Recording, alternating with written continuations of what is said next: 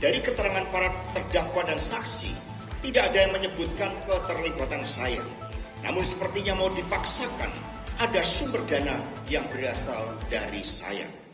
Pada hari ini, setelah cukup lama berdiam diri, melakukan perenungan terhadap berbagai bentuk kriminalisasi hukum yang ditujukan kepada saya, maka tibalah saatnya untuk memberikan penjelasan kepada seluruh masyarakat Indonesia dengan sebenar-benarnya.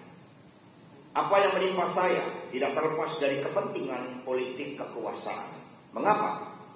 Sebab banyak pakar hukum yang telah melakukan kajian, bahkan suatu eksaminasi hukum dan fokus group discussion terhadap putusan atas nama Wahyu Setiawan, Agustiani Tio Fridelina, dan Saiful Bahri, sebagaimana telah dilakukan antara lain oleh Profesor Dr. Amir Ilyas, Profesor Dr. Eva Ahdiani Sulfa, Profesor Dr. Ridwan, Dr. Khairul Huda, Dr. Mahrus Ali, Dr. Beni Harmoni Hereva, Dr. Aditya Wiguna Sanjaya, Dr. Maradona, dan Dr. Idul Rizkan, dan lain-lain.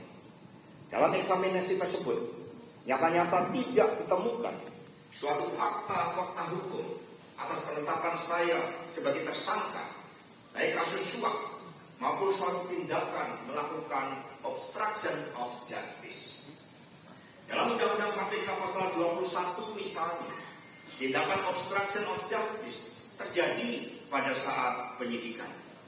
Dari hasil eksaminasi juga tidak ada bukti permulaan yang sah menurut hukum untuk menetapkan saya sebagai tersangka. Pada tahapan proses ini, sikap saya sangatlah kooperatif dan mentaati seluruh proses hukum di KPK. Tiadanya fakta-fakta hukum tersebut juga diperkuat melalui keterangan ahli dalam proses pra-peradilan.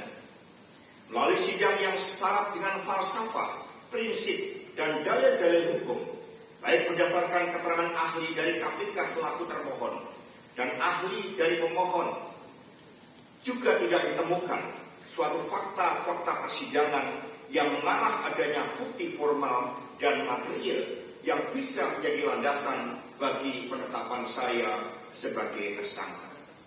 Nah, karena itulah kami juga men-challenge atas keputusan pra-peradilan tersebut kepada para ahli hukum untuk melakukan eksaminasi terhadap seluruh dalil gugatan pemohon, jawaban termohon, dan keterangan para saksi,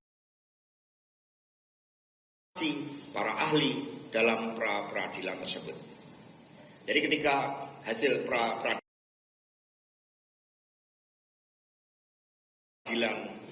adalah NO, saya melaporkan kepada Ibu Megawati Soekarno Putri. Lalu Ibu Mega mengatakan, memberikan semangat kepada kami semuanya dan mengatakan, jangan khawatir, keadilan akan selalu menemukan jalannya. Jangan pernah khawatir, karena kita punya nafas perjuangan yang panjang. Jadi Ibu Mega mengatakan, kita punya nafas perjuangan yang panjang. Ini yang tidak mereka lihat. Dalam eksaminasi tersebut, nyata-nyata tidak ditemukan suatu fakta-fakta hukum atas penetapan saya sebagai tersangka kasus suap maupun suatu tindakan melawan obstruction of justice. Jadi itu perlu kami tegaskan kembali. Karena itulah seluruh masyarakat Indonesia, rekan-rekan pers yang saya hormati, selain hal tersebut, ada fakta persidangan yang sangat menarik yang menyentuh aspek kemanusiaan dan nurani kita, yakni adanya intimidasi yang dilakukan oleh saudara Rosa Purbabekti terhadap saudari Tio. Demi ambisi menangkap saya, saudari Tio diintimidasi dan dibujuk dengan gratifikasi hukum sebesar 2 miliar rupiah. Syaratnya, saudari Tio harus menyebutkan keterlibatan saya. Apa yang disampaikan oleh saudari Tio tersebut dilakukan di bawah sumpah.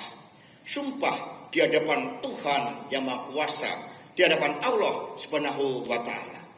Dan tangannya itu berada di atas, di bawahnya Al-Quran, kitab suci.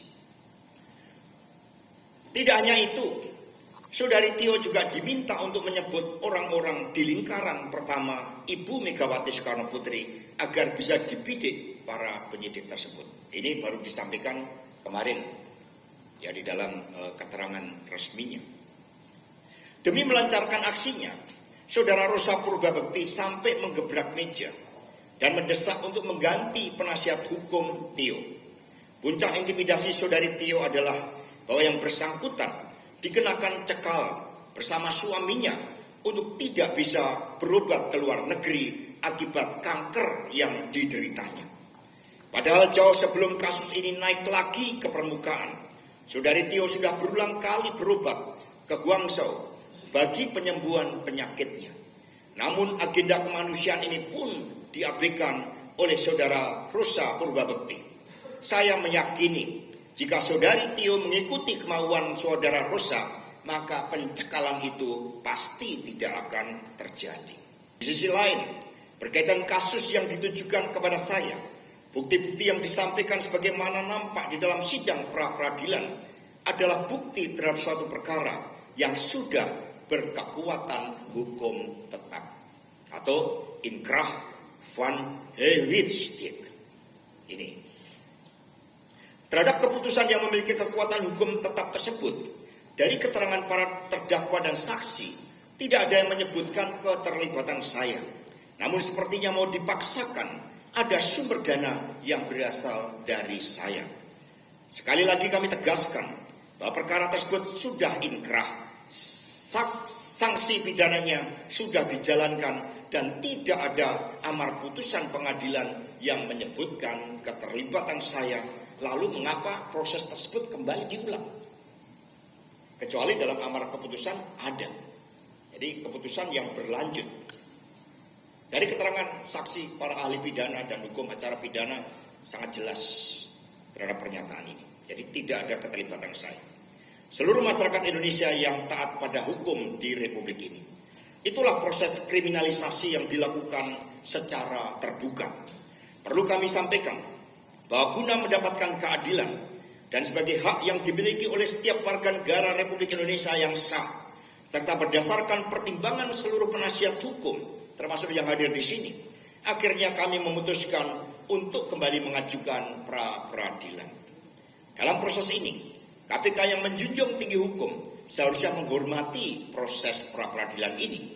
Namun yang terjadi adalah bahwa Saudara Rosa Purbabekti tetap memaksakan kehendaknya untuk memeriksa saya. Ini adalah sikap yang justru tidak menghormati institusi pengadilan dan mekanisme hukum yang berkeadilan. Saya berharap sebagai bagian dari institusi penegak hukum, sudah sepatutnya kalau KPK menghormati proses pra-peradilan yang sedang kami lakukan.